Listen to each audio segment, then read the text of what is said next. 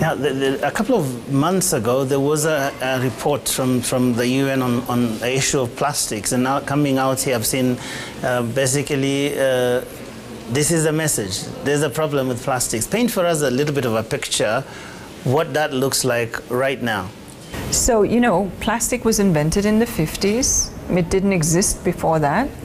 And today, you see it everywhere, in our oceans, across the world, in our streets, on our garbage, drains, it clogs up.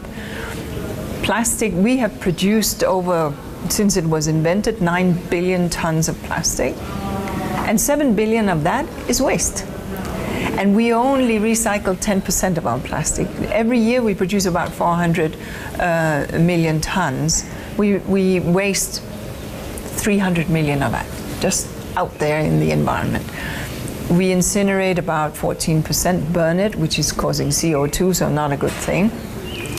This is not a proposition that can continue.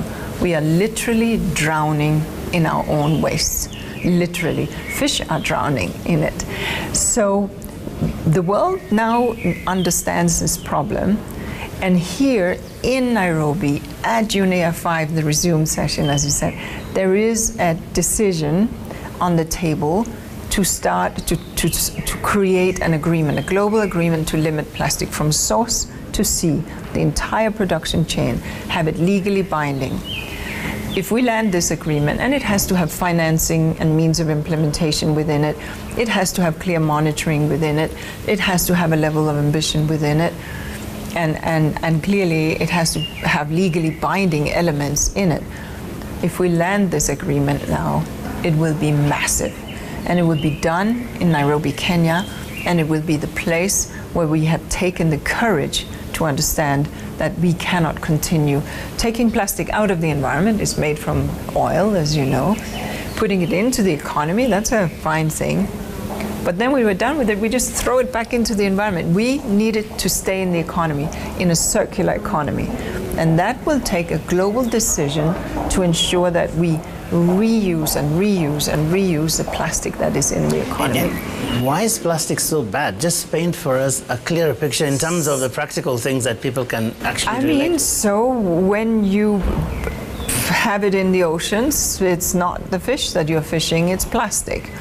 And plastic breaks down into ever smaller pieces, in the end ending up as nanoplastics, which are impossible to see to the eye. They are one very, very micromillimeter, 1/10,000th of a millimeter, that's nano, and the microplastic is about 0.5 millimeter. This plastic is eaten by plankton. And who eats plankton? Fish. And who eats fish? You and me. And understand that plastic is not just one material. You have literally 10,000 chemicals in many plastic elements. So it is the chemicals that we are absorbing.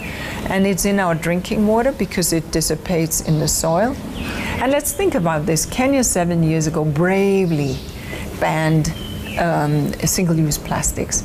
And I love when I fly into Kenya and the loudspeaker come on board and they say, if you have a plastic bag, ladies and gentlemen, now is the time to leave it in the plane, because if you are caught with it in Kenya, you will get a serious fine. This was courage.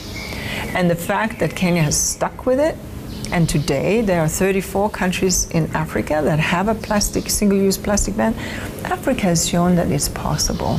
So let the rest of the world learn from Africa, and let us then deal with the other elements of plastic now, but together as a global community. And that's going to be my next question. Great, it's happened in Africa. Rwanda, I think, did it before. Yes. We even did it here. Now there are 30 plus countries, as you mentioned. But we haven't seen this going on around the world. Why is that the case? And are we likely to make any real progress when it is actually, because one of the things I've talked to even the regulators here, once in a while there's plastic that comes into Kenya, but it's from out there. Correct. Yeah. So this is why this has to be a global agreement, because Kenya has done and the other 30-odd countries that have, in Africa that have stepped into this, bravo to them, right? But it has to be a level playing field so that when I buy what I buy, and it needs to be contained, it is contained with the most minimal use on plastic, and that we have a sort of extended responsibility of whoever provided that plastic need to deal with it one way or the other. And that's why we need a global agreement.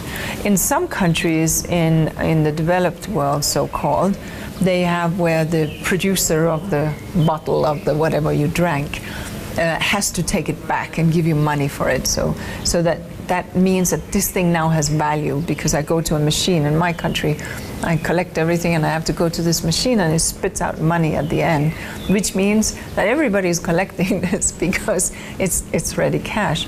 So there are ways that you can get that, but it needs the entire industry to have it on board, and it needs government regulations, but it needs a global agreement.